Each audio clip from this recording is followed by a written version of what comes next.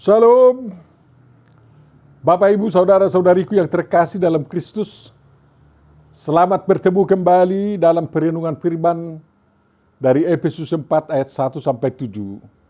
Evangelium di minggu ke-9 setelah Trinitas yang akan dikhotbahkan untuk kebaktian Minggu 1 Agustus 2021 di kebaktian Minggu di rumah Tuhan atau di rumah-rumah jemaat secara online, Gereja Mitra Parente Evangelische Missions atau PAWM, atau United in Mission atau disatukan dalam misi, yakni 12 denominasi gereja, HKI, HKBP, GKPI, GKPS, GKPA, GKPPD, GKPM, GKLI, GPP, GBKP, dan BNKP di seluruh Indonesia yang anggotanya lebih 9 juta atau kurang lebih 9 juta umat.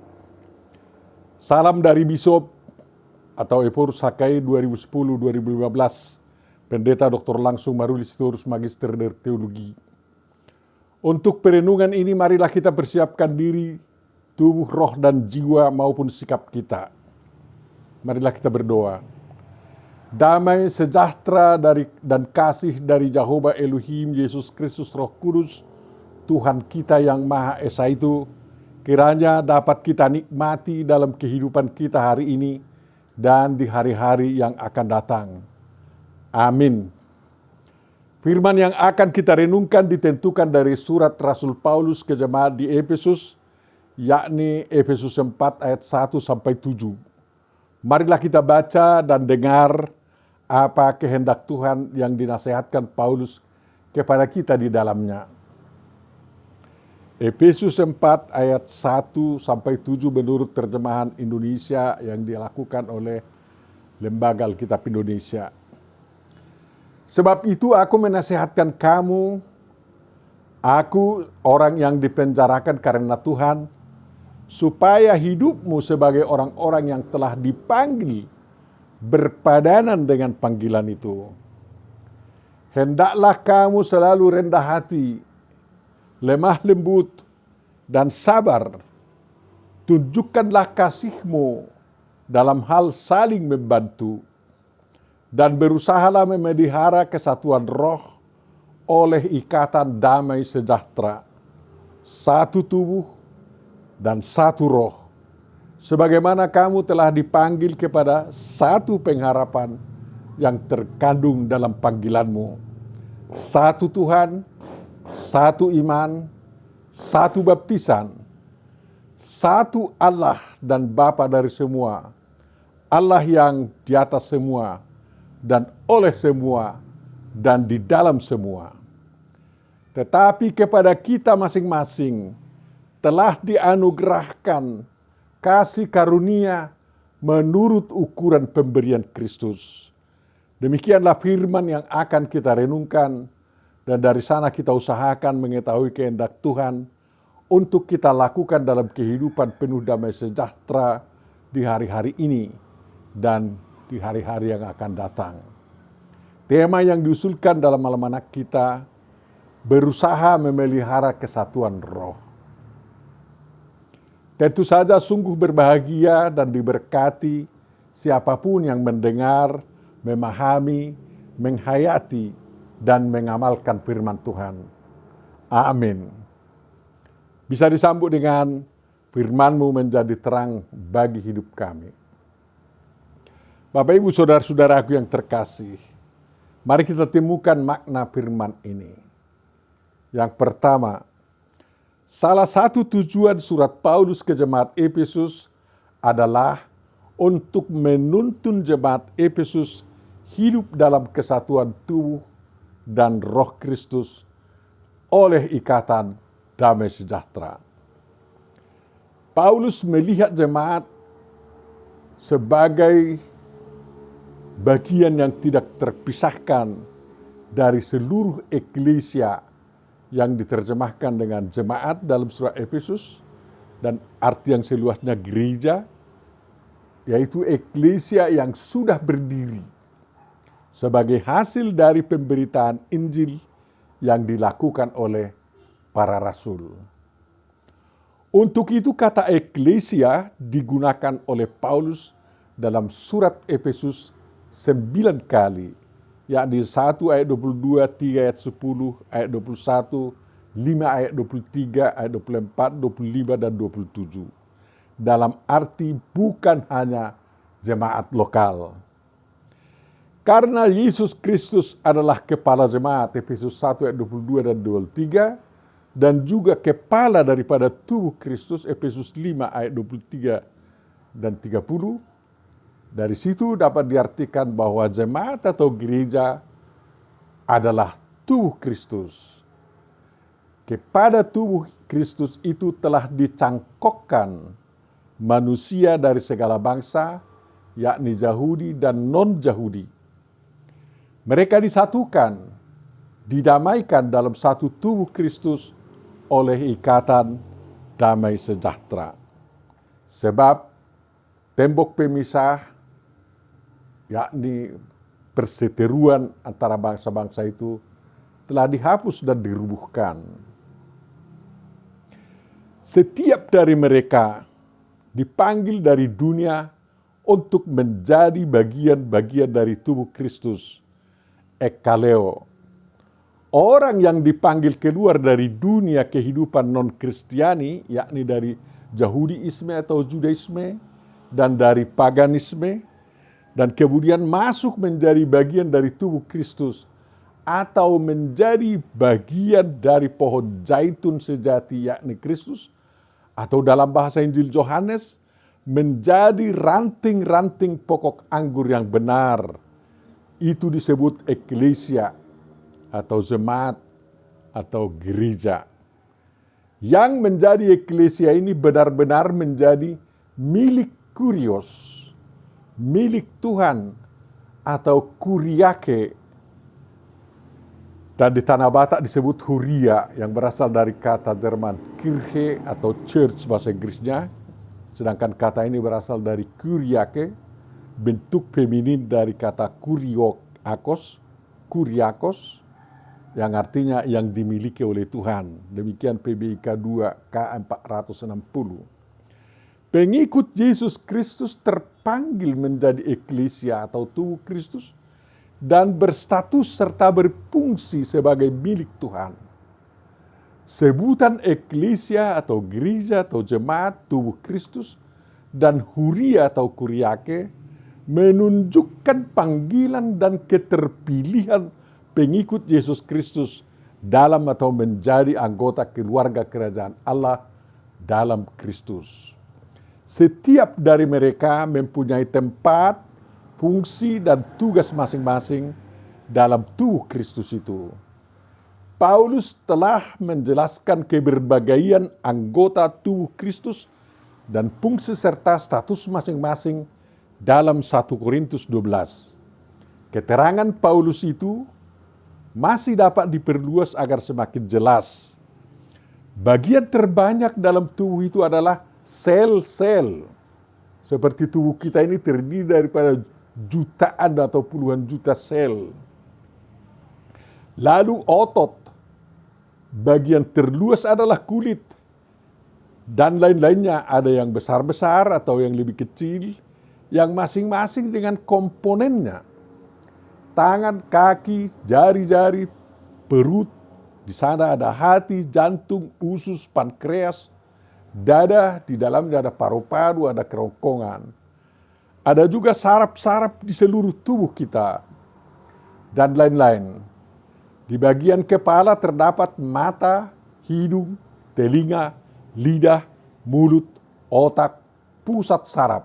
Itu bagian daripada kepala gereja itu. Sel-sel harus sehat. Kalau ada yang mati harus diganti. Otot harus sehat, harus kuat. Dijaga agar jangan ada yang terluka.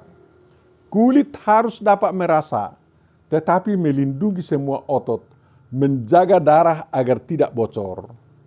Tangan untuk bekerja, kaki untuk berdiri dan berjalan. Jari-jari tangan untuk memegang, mengambil atau memberi. Hati untuk mempabrik darah merah, empedu, menyaring zat makanan.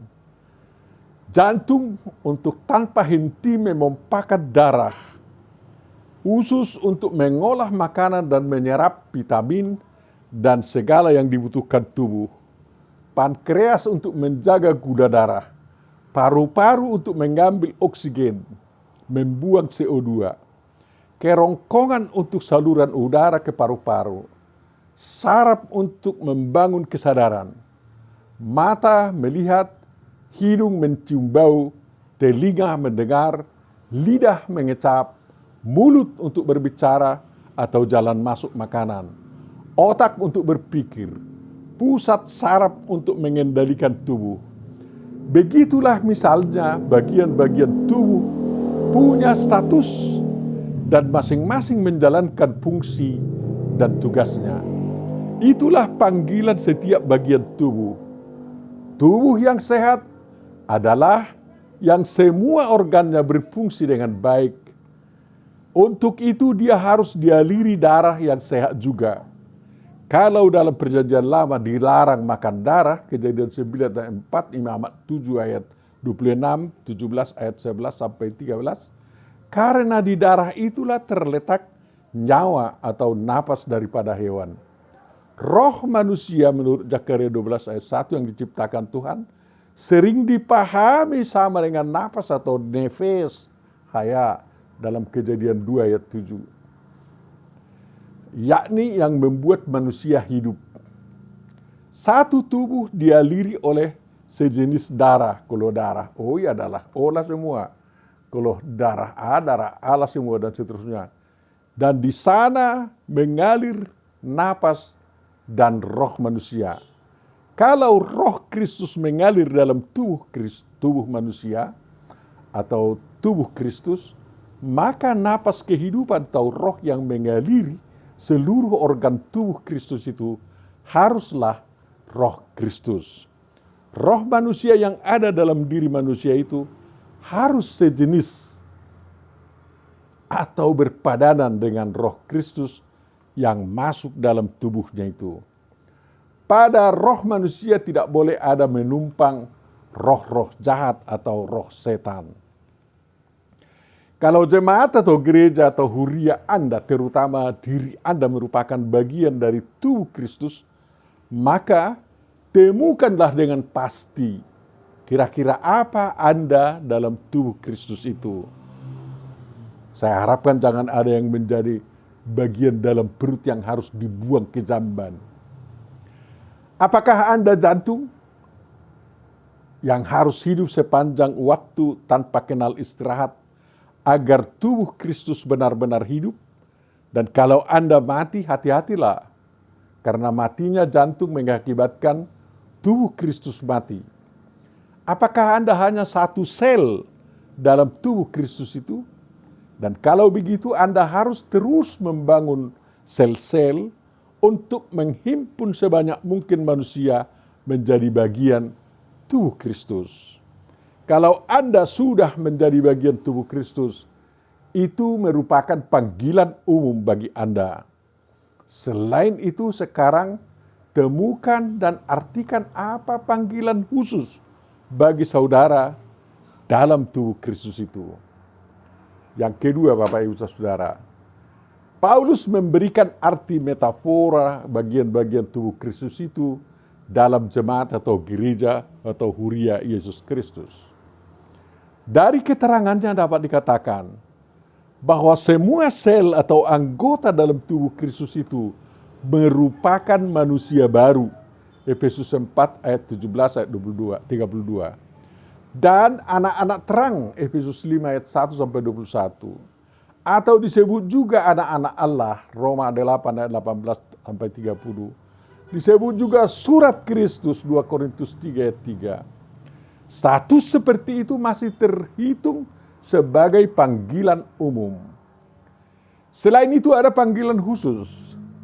Dalam bagian tubuh Kristus itu, 1 Korintus 12 ayat 12 sampai 26, ada rasul-rasul, nabi-nabi, pemberita-pemberita Injil, gembala-gembala, pengajar-pengajar, Efesus 4:11, pembuat mujizat, penyembuh, yang berkata-kata dalam bahasa roh, penafsir bahasa roh 1 Korintus 12 ayat 27 sampai 30.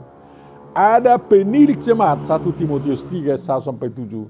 Ada diaken 1 Timotius 3 ayat 8 sampai 13. Ada penatua-penatua kisah 14 ayat 23. Semua itu komplit merupakan bagian tubuh Kristus dan merupakan surat Kristus 2 Korintus 3 ayat 3 yang kalau dibaca maka kehendak Kristus lah yang ditemukan dan yang akan dilaksanakan sebagai isi surat Kristus itu. Di tengah gereja modern sekarang, ada yang dikenal sebagai paus, sebagai uskup atau bisop, sebagai pendeta atau pastor, sebagai gembala, sebagai guru jemaat, penatua, bibelpro, diakones, diakon, dan sebutan lainnya tergantung kepada sebutan yang diberikan oleh denominasi gereja masing-masing. Tentu saja seluruh umat Kristen adalah anggota tubuh Kristus. Semua mereka memiliki panggilan umum dan panggilan khusus oleh Kristus. Panggilan umum adalah menjadi bagian tubuh Kristus. Panggilan khusus adalah status, fungsi, dan tugas khusus yang diserahkan kepada setiap anggota tubuh Kristus. Sehubungan dengan itu, Paulus mengatakan, jika karunia untuk melayani, baiklah kita melayani. Jika karunia untuk mengajar, baiklah kita mengajar. Jika karunia untuk menasehati, baiklah kita menasehati. Roma 12 ayat 7 sampai 8a. Sejajar dengan itu dapat kita katakan, jika bisop, ya bisoplah. Jika penatua, penatualah. Jika anggota, ya anggotalah. Jika diaken, ya diakenlah. Dan seterusnya. Dan jika sel, jadilah sel yang hidup. Jangan sel yang mati. Demikianlah setiap orang Kristen mendapat panggilan umum dan panggilan khusus bagi diri masing-masing. Setiap pengikut Yesus Kristus, termasuk Bapak Ibu Saudara-saudariku yang terkasih, setiap dari kita, harus mengenali panggilan umum dan panggilan khusus yang sampai pada diri kita masing-masing dan mengerjakannya dengan setia.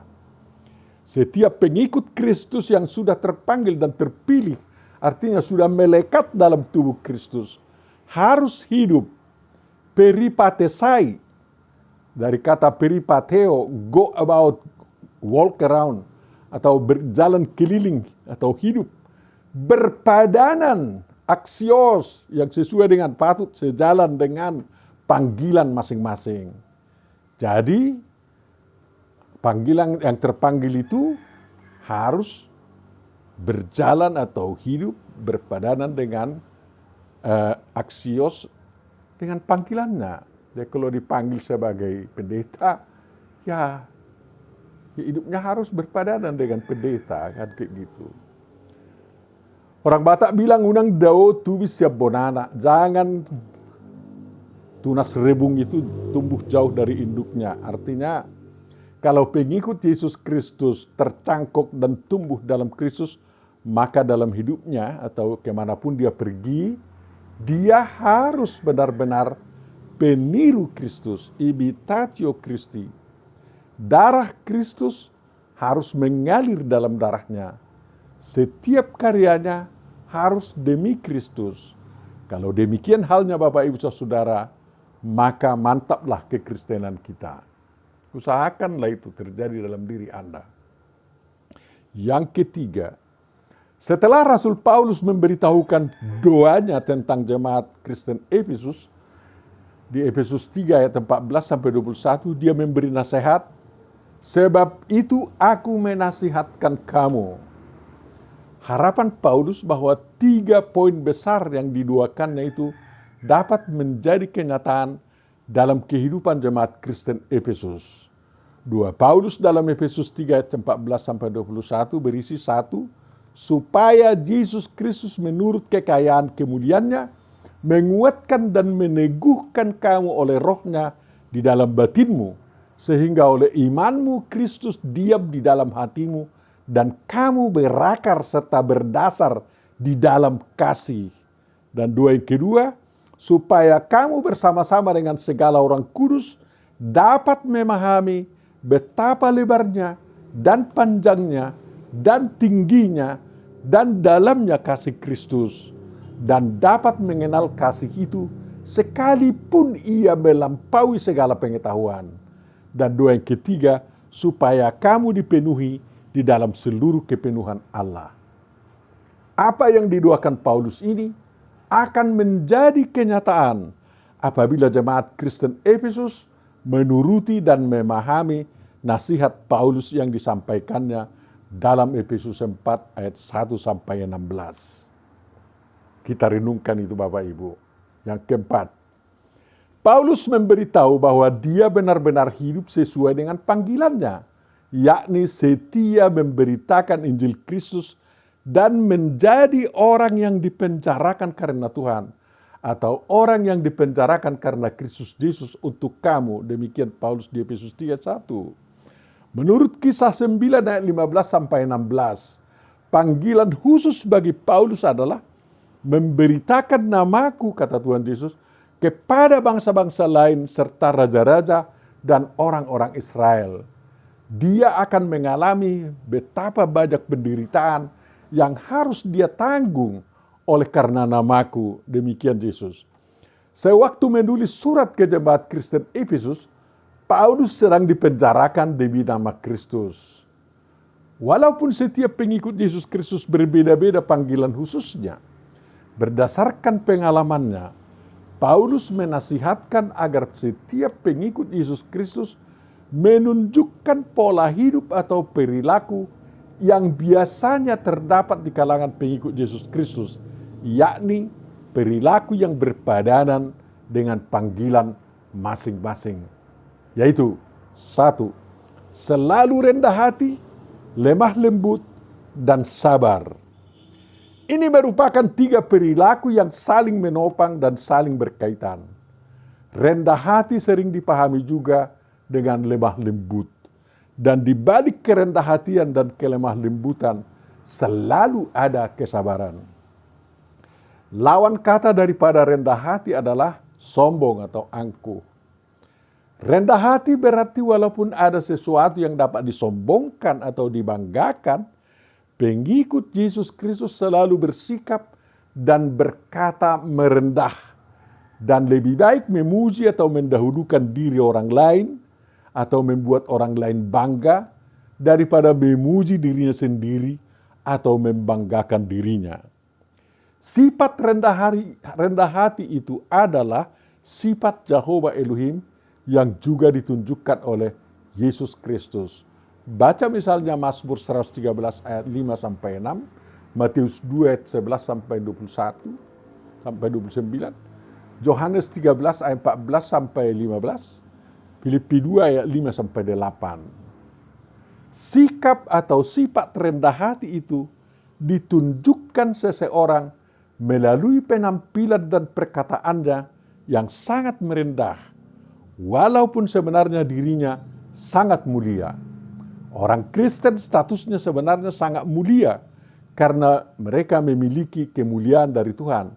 Tetapi perlakuan, sikap dan sifat serta penampilan maupun kata-katanya sangat merendah, bahkan menempatkan dirinya seperti orang hina.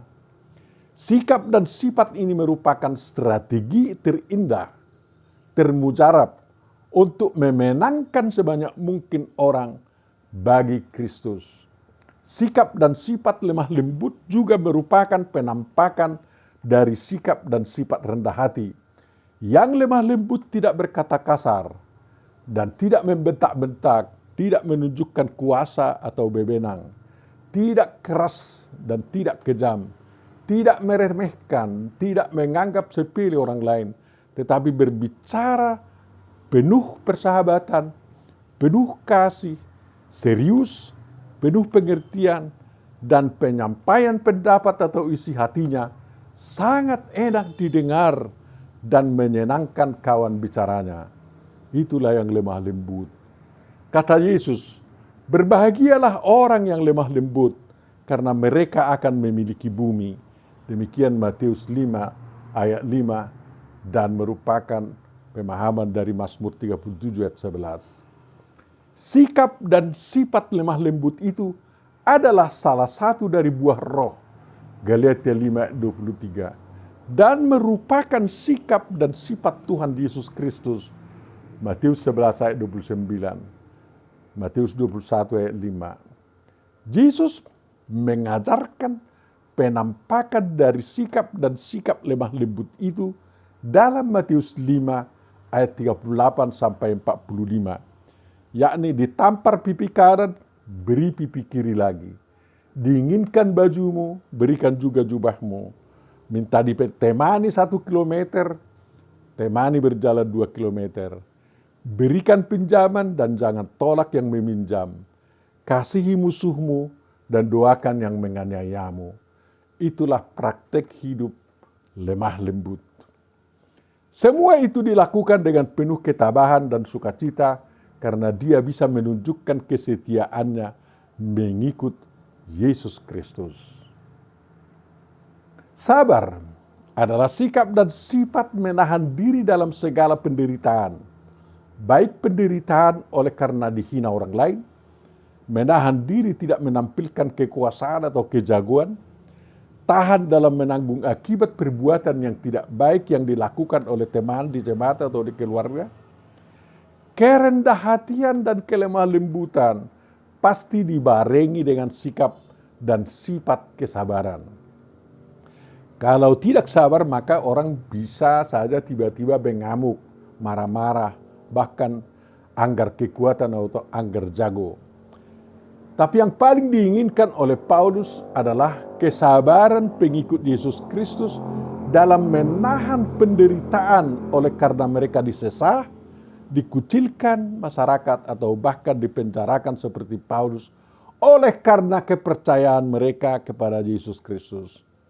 Kesabaran itu ditunjukkan terus-menerus hingga kerendah hatian dan kelemah lembutan yang dipraktekkan berhasil dan sukses meyakinkan orang lain bahwa menjadi pengikut Yesus Kristus itu sangat membahagiakan, sangat indah, dan membuat kehidupan bersama dalam Kristus benar-benar terpuji dan mendapat simpatik dari orang-orang yang belum menjadi pengikut Yesus Kristus dan diharapkan mereka menjadi pengikut Yesus. Diharapkan dengan 3 sikap dan sifat yang saling bertautan ini, pengikut Yesus dapat memenangkan seluruh dunia ini menjadi tubuh Kristus dan menjadi pengikut setia Yesus Kristus.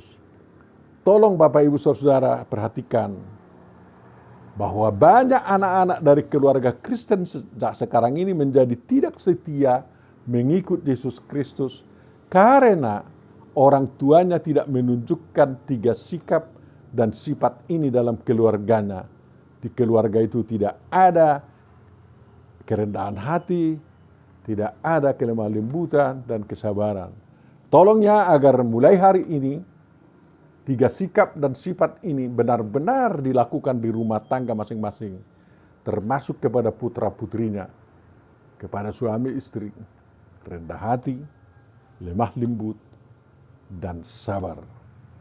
Yang kedua Bapak Ibu, yang kedua yang harus terjadi di kalangan pengikut Yesus Kristus adalah menunjukkan kasih dalam hal saling membantu.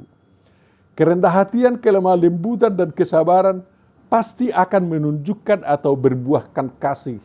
Bahasa Ibrani-nya ahava yang mencakup 4 macam kasih yang dikenal dalam budaya Yunani, yakni philia, storge, eros, dan agape kepada orang lain, terutama kepada sesama pengikut Yesus Kristus. Tidak ada kasih kalau tidak dibarengi dengan perbuatan saling membantu.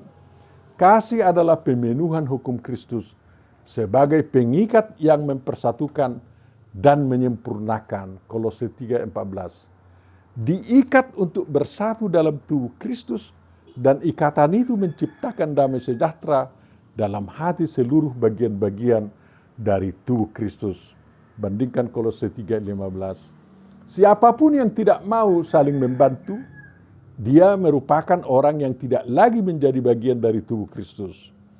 Mungkin dia sudah menjadi seperti pohon-pohon ubi kayu yang walaupun sama dengan pohon ubi kayu lainnya yang tumbuh di satu kebun, pohon-pohon ubi kayu itu tidak saling membantu, bahkan berlomba menghisap hara tanah untuk kepentingan diri masing-masing. Dan masing-masing pohon ubi kayu itu sangat egois. Tetapi kalau seorang pengikut Kristus masih melekat pada tubuh Kristus, atau masih menjadi ranting pohon anggur yang benar, atau ranting pohon zaitun sejati, pasti mereka saling membantu. Masing-masing dari mereka bersedia dialiri darah Kristus dan dimasuki oleh Roh Kristus, sehingga mereka sependeritaan dan sekebahagiaan. Kekayaan Kristus yang diperoleh akan dinikmati bersama untuk kehidupan bersama yang semakin lebih baik, lebih kuat, dan semakin mampu menjadi berkat atau berbuah banyak atau berkarya lebih hebat. Poin yang kelima yang harus kita renungkan, Bapak Ibu, saudara-saudaraku yang terkasih. Paulus menyadari bahwa sungguh banyak roh-roh yang bisa merasuki manusia. Tetapi dia menegaskan bahwa hanya satu roh yang menuntun semua orang, Yahudi dan non-Yahudi, beroleh jalan masuk kepada Bapa. Efesus 2 ayat 18, yakni Roh Kudus atau Roh Kristus. Semua pengikut Kristus harus menyediakan dirinya untuk dirasuki oleh kuasa Roh Kristus, dirasuki Roh Kudus. Pertanda bahwa umat dirasuki oleh Roh Kudus, di tengah-tengah umat itu dirasakan dan dinikmati damai sejahtera. Ini terbukti terjadi sewaktu peristiwa pencurahan Roh Kudus, kisah 2. Walau mereka yang dirasuki Roh Kudus itu menunjukkan berbagai kebolehan atau talenta, mereka semua mengalami damai sejahtera dari Tuhan Yesus Kristus. Di antara mereka tidak terjadi perpecahan atau perselisihan, tetapi mereka semua menjadi satu. Setelah mendengar khotbah Rasul Petrus, ada jemaat terbaptis sebanyak 3.000 orang, dan Roh Kudus menuntun mereka. Lalu mereka bertekun dalam pengajaran rasul-rasul dan dalam persekutuan. Dan mereka selalu berkumpul untuk memecahkan roti dan berdoa. Dan semua orang yang telah menjadi percaya tetap bersatu. Baca kisah 2 ayat 44. Agar damai sejahtera dan kesatuan berkelanjutan dialami jemaat, para pengikut Kristus harus berusaha memelihara kesatuan roh. Tidak seorang pun dari pengikut Yesus Kristus membiarkan dirinya dikacaukan oleh pengaruh-pengaruh roh-roh zaman yang sedang gentayangan. Sekali ada roh asing merasuk anggota tubuh Kristus, maka ikatan damai sejahtera yang sedang dinikmati jemaat akan rusak dan terjadilah kekacauan dan perselisihan-perselisihan di kalangan jemaat. Maka usaha untuk memelihara kesatuan roh harus dilakukan oleh setiap bagian dari tubuh Kristus, mulai dari sel sampai kepada jantungnya misalnya. Roh-roh zaman yang dapat merasuk dikenal dengan roh hedonisme, roh korupsi, roh berkata hoaks atau roh dusta, roh setan, roh pemecah, dan lain-lain.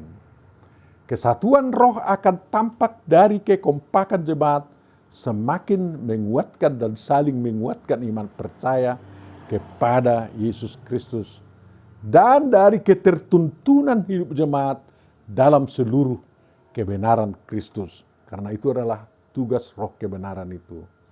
Tentu saja kesatuan roh akan mendorong seluruh jemaat untuk kompak menghasilkan buah roh, yakni kasih, sukacita, damai sejahtera, kesabaran, kemurahan, kebaikan, kesetiaan, kelemah lembutan, dan penguasaan diri. Galatia 5:22-23.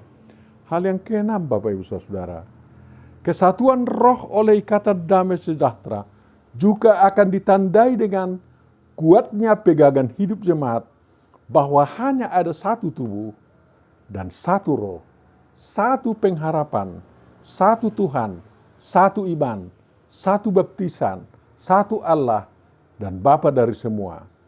Satu tubuh, yakni tubuh Kristus. Bagaimana itu diwujudkan? Semua gereja Kristen mengaku dirinya sebagai tubuh Kristus. Tetapi gereja-gereja itu tidak menyatu dan tidak satu dalam organisasi. Mereka satu dalam pengakuan bahwa kepala bagi mereka adalah Kristus. Mungkin kesatuan itu dapat dilihat dalam kesetiaan gereja-gereja menggunakan Injil Kristus, walaupun kesatuan seperti ini tidak dapat lagi dikatakan 100%. Sebab jumlah buku dalam kitab suci yang digunakan gereja Katolik berbeda dengan jumlah buku dalam kitab suci yang digunakan Protestan. Sekarang sangat sulit menemukan kesatuan umat Kristen sebagai satu tubuh Kristus yang realistis, yang dapat dilihat secara kasat mata. Yang dapat dikatakan bahwa keberadaan seluruh umat Kristen sebagai satu tubuh hanya dapat dibayangkan secara rohani, di mana Yesus Kristus mau mengatakan bahwa setiap denominasi gereja itu adalah bagian dari tubuhnya. Tanpa itu tak mungkin gereja itu satu. Walaupun denominasi-denominasi itu tidak memiliki unsur yang menunjukkan bahwa mereka satu kan. Tubuh Kristus sebagai wujud sebuah gereja, sebagai satu tubuh, dan berwujud tubuh rohani. Tentu saja berwujud tubuh rohani, dan tubuh itu sangat sulit membuat bagian-bagian tubuh itu sependeritaan, sepenanggungan, sesukacita, dan saling membantu. Karena apa? Masing-masing denominasi gereja sudah menjadi seperti pohon ubi kayu di satu kebun. Satu roh berarti merasuki seluruh hidup gereja, walaupun itu berkeping-keping dalam berbagai organisasi, hanya roh Kristus. Jadi satu roh, itu berarti roh Kristus merasuki semua. Dalam hal ini, semua denominasi gereja harus berusaha menghentikan semangat atau roh perpecahan yang selalu melanda hidup gereja oleh ulah iblis. Denominasi-denominasi yang mengaku dirasuki oleh satu roh harus berusaha menjadi satu dalam organisasi. Tuhan Yesus Kristus menginginkan agar denominasi-denominasi gereja yang ada itu mau melebur menjadi satu organisasi. Dan peleburan organisasi seperti itu adalah benar-benar injili dan akan semakin memenuhi doa Tuhan Yesus Kristus supaya mereka menjadi satu. Satu pengharapan, yakni mewarisi semua harta surgawi dalam kerajaan surga kekal yang disediakan Tuhan Yesus Kristus di surga maupun di bumi. Tetapi selain pengharapan itu, umat Kristen di semua denominasi harus mengharap terwujudnya kehidupan surgawi yang dibawa Tuhan Yesus Kristus dan kerajaan surgawi yang ditegakkan Yesus Kristus di bumi ini. Jangan lupa kita, jangan hanya berangan-angan kerajaan surgawi hanya di langit sana. Di bumi ini harus diwujudkan juga. Satu Tuhan atau kurios berarti semua gereja harus membuat satu-satunya Tuhan dan Tuhan bagi mereka adalah Kristus Yesus. Semua gereja mengaku bahwa Tuhan Yesus Kristuslah pemilik mereka masing-masing. Yang memerintah mereka masing-masing itu artinya kan kurios. Mereka semua mematuhi perintah dan kehendak Tuhan Yesus Kristus yang dapat disimak dan diketahui dari kitab suci Alkitab. Satu iman, yakni kebenaran yang tersimpul dari isi perjanjian lama dan perjanjian baru, dan yang diajarkan oleh para rasul Yesus Kristus. Pengakuan iman rasuli masih relevan sampai sekarang sebagai intisari daripada iman Kristiani. Keterangan-keterangan tambahan untuk itu masih bisa dibuat. Tetapi apapun keterangan atau teologi yang dibuat tidak boleh menyimpang dari pengenalan akan Jehovah Elohim, Yesus Kristus, Roh Kudus, Tuhan yang Maha Esa itu, dan segala karyanya di bumi dan di langit. Satu baptisan, Perlu dipahami setiap pengikut Yesus Kristus bahwa baptisan itu bukan bikin-bikinan manusia gereja, melainkan perintah Yesus Kristus. Dilakukan dalam nama Bapa, Anak, dan Roh Kudus. Kalau nama Yesus Kristus diimani sebagai mencakup Bapa, Anak, dan Roh Kudus, barulah baptisan dalam nama Yesus sesuai dengan ajaran Yesus Kristus. Kalau tidak demikian, pelakunya harus segera bertobat. Baptisan adalah meterai kewargaan dalam kerajaan Kristus di bumi. Orang bisa berkelit bahwa satu baptisan tidak berarti satu cara, gaya, dan metode maupun kapan baptisan itu dilakukan. Yang penting tidak ada pengikut Yesus Kristus dibaptis dalam nama Lucifer atau dalam nama pendeta atau tokoh gereja tertentu. Satu Allah dan Bapa dari semua. Banyak sekali Allah atau Elohim di dunia ini. Tetapi di antara semua Elohim itu hanya satu Elohim Alkitabiah, yakni Jehovah Elohim pencipta langit dan bumi serta segala isinya. Dia adalah Bapa bagi semua ciptaan, karena dialah yang membuat semua ciptaan itu ada dan yang memelihara mereka semua. Roh Kudus telah mengerjakan jalan masuk kepada Bapa untuk semua. Kesempatan itu harus dimanfaatkan setiap pengikut Yesus Kristus agar hidupnya di dunia tidak sia-sia, tetapi betul menjadi berkat dan berhasil guna. Poin yang ketujuh, Bapak Ibu Saudara, panggilan khusus setiap pengikut Yesus Kristus dalam tubuh Kristus disertai dengan kasih karunia yang dianugerahkan menurut ukuran pemberian Kristus. Keanekaragaman karena kasih karunia adalah keanekaragaman talenta dan skill atau keahlian yang dapat digunakan pengikut Kristus dalam rangka membangun tubuh Kristus. Keanekaragaman kasih karunia bukan keanekaragaman denominasi atau sekte-sekte gereja. Walaupun setiap sekte dapat mengatakan bahwa sekte itu adalah dalam rangka memelihara kasih karunia yang dianugerahkan Tuhan kepada sekte tersebut. Itu tidak menjadi alasan yang benar. Pendapat seperti itu tidak benar. Talenta-talenta dapat digunakan membangun tubuh Kristus tanpa adanya sekte-sekte. Justru tanpa sekte, maka kekompakan membangun tubuh Kristus semakin kuat dan menjadi luar biasa. Penganugerahan kasih karunia oleh Tuhan tidak boleh dipakai sebagai dasar untuk diversity atau keberbeda-bedaan kelompok-kelompok Kristen. Tetapi dapat digunakan untuk menunjukkan bahwa umat Kristen dengan berbagai talentanya ada di semua lini dan lika-liku pembangunan kemanusiaan di setempat, di nasional dan di internasional. Tetapi melihat kenyataan tentang kehidupan gereja yang ada di seluruh dunia sekarang ini, umat Kristen harus berani belajar untuk membuat keberadaan sekte-sekte dan denominasi menjadi alat mempermudah kerjasama dan semangat saling membantu di kalangan gereja atau huria maupun di kalangan umat Kristen, terutama untuk usaha-usaha memelihara kesatuan roh. Tuhan Yesus Kristus Roh Kudus memberkati kita, seluruh umatnya. Amin. Disambut dengan firman-Mu, berkatilah dalam hidup kami. Marilah kita berdoa. Tuhan Bapa Surgawi, terima kasih Engkau telah memanggil kami dengan segala talenta yang ada pada kami. Engkau telah memasukkan kami menjadi bagian dari tubuh-Mu, dan Engkau berikan status khusus dan tugas khusus bagi kami masing-masing sesuai dengan panggilan kami. Tuhan, sadarkan kami akan panggilan kami tersebut, agar kami tetap melekat dalam bagian tubuh-Mu dan tahu melaksanakan tugas-tugas khusus kami. Entah kami jadi apapun di dalam bagian tubuh-Mu tersebut, pasti itu akan membangun kemanusiaan yang sesuai dengan kehendak-Mu.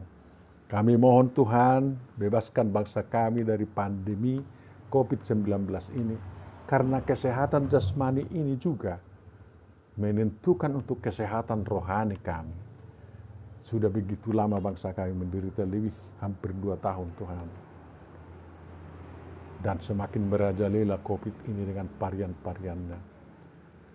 Pemerintah kami dan rakyat bangsa kami sudah hampir putus asa Tuhan. Tolong bebaskan kami dari penderitaan yang tidak tahu kami apa alasan mengapa ini harus terjadi. Tuhan, kasihanilah bangsa kami. Tolong bangsa kami juga dalam kehidupan perekonomiannya. Kiranya Tuhan menguasai seluruh tokoh-tokoh bangsa kami dan rakyat bangsa kami dengan kuasa Roh Kudus-Mu, agar mereka bersatu semua Tuhan. Jangan digerogoti oleh perpecahan-perpecahan karena perbedaan politik dan kepentingan golongan. Tetapi mereka bersatu padu dalam rangka menyelesaikan masalah bangsa kami. Karena kemanapun kami pergi, kami harus mencari kebersamaan juga, yaitu jalan berkat-Mu untuk bangsa kami. Terima kasih Bapa atas penyertaan-Mu selama ini. Terima kasih atas kesembuhan-kesembuhan yang Kau berikan kepada kawan-kawan kami yang sudah sembuh. Tapi masih banyak lagi yang menderita Tuhan. Tatap mereka, sembuhkan mereka di dalam Yesus Kristus, Tuhan dan Juru Selamat kami. Amin.